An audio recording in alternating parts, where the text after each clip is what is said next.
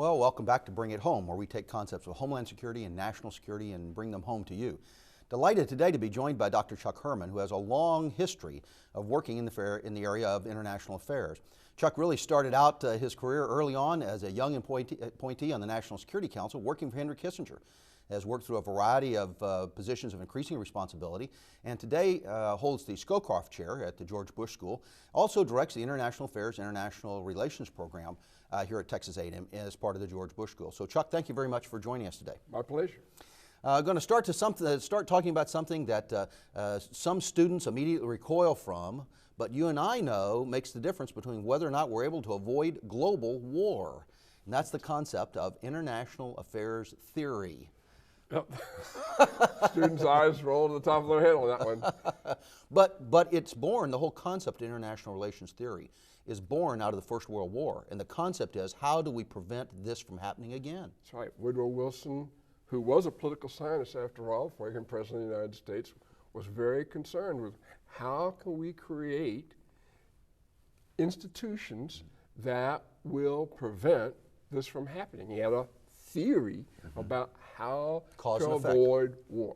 So we've got 20 million dead, and in 1919, the first chair of international affairs or international relations is established in Edinburgh, Scotland. Right. And since then, a variety of theories have developed, and today they're pretty standard. And students really who want to have a policy position need to begin with a grounding in these theories, don't they? They do. They do. That's critically important. So what kinds of theories are we working with after the Second World War, the Vietnam, the Cold War? What are the major theories today that a student would learn? Well, there are two really very global theories. The first one, idealism or liberalism that grew out of Woodrow Wilson's work, and then the response to World War II, really the crystallization of something called realism. Both those have evolved, so there's neoliberalism and neorealism. Changes over time. Right, exactly. Now, when we say liberalism, it's important to make a point that we're not talking about left and right, conservative and liberal at all. This is right. The term's used in a different way. How about explain to us that cause and effect relationship that we today call the theory of liberalism? Right. Well, the idea is that liberalism is grounded in the idea about the human behavior, that we can, in fact, learn to live in larger and larger social groups. We can improve our behavior. And improve our behavior. We lived, presumably, according to history books, as cavemen. We lived in city-states. We lived in nations. Hey, tribes. Guess what? And they developed norms and institutions for controlling and regulating human behavior. So this theory would suggest that better institutions, the UN was an example. We have other institutions, the Kyoto Climate Treaty, for example, or international law. And they would argue the family is an institution. Religion is an institution. And so it's different to distinguish between organizations and institutions, which are the norms and rules that prescribe human behavior. So the idea is for someone who's a student, later to be a policymaker, perhaps a leader in the government, they better understand that these things really influence human behavior when you make the policy. Right. So, but actually, a policy really is a hypothesis. Every policymaker wants to try to affect something. So they're saying, if we do X, then it's more likely they will do Y or won't do Y. If we refuse to negotiate with North Korea, then eventually they are likely to come around and say, hey, we've got to talk to you. Or the other way around. Exactly. Because the theories may cut both directions. Exactly. Can you give us another example of classic liberalism as it was conceived after the Second World War, classic idealism that says if we will hold certain concepts or ideas, we can improve the human condition? The issue is, how do we explain cooperation?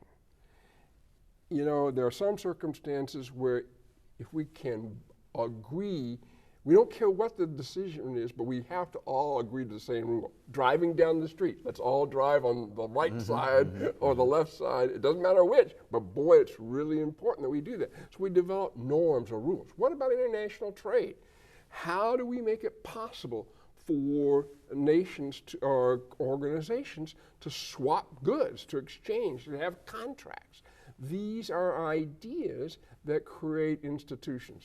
So Peace becomes really important. These concepts have very real, these theories have very real outcomes. ASEAN would be an example where we began the construct of nations out in Southeast Asia by just encouraging them to talk. And what they concluded was much less important than the fact that they were talking. We gave them a structure. And now we've had major progress. But of course, realism comes on the other side and says, let's hear what they have to say. You know what? We live in an anarchical world. And every nation has to defend itself. And sooner or later, power matters and self-interest. And so realism and idealism are really clashing in some important kinds of ways in trying to explain what's going on in the world. Realism would say common sense dictates, a view of history dictates that you got to learn to protect yourself and you need to provide for your own defense even if you don't intend to be an aggressor. Right. On the other hand, liberalism would say you're sending a message. Right, exactly. And there's a concept here which is really important to us, and that is the notion of the security dilemma. And that is, when you increase your defense, the other guy perceives that you may be aggressive. And so they increase their military capability. And then you see they've increased their military capability, so you need to do more yourself. And so you get in these arms spirals. So, for example, a ballistic missile defense, really the arguments around that are built on a theory. One theory says, I need to defend myself. I'm crazy to leave myself open to nuclear attack. The other theory says, by building that defense, you're sending a message to them that you'll be impervious and can attack at will. Our theories are getting better as we learn, but it also, the problem has changed. Darn, the world doesn't remain static.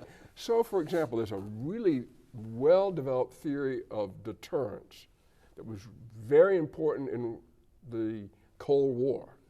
But now we live in a different kind of world where non-state actors become terrorists. How do we deter them? So the situation changes, demanding new theory.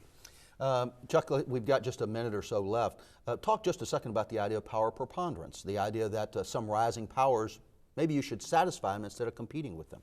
That's right. The notion that there may be status quo states that can accept merging new powers and avoid conflict with them. On the other hand, there is also a theory that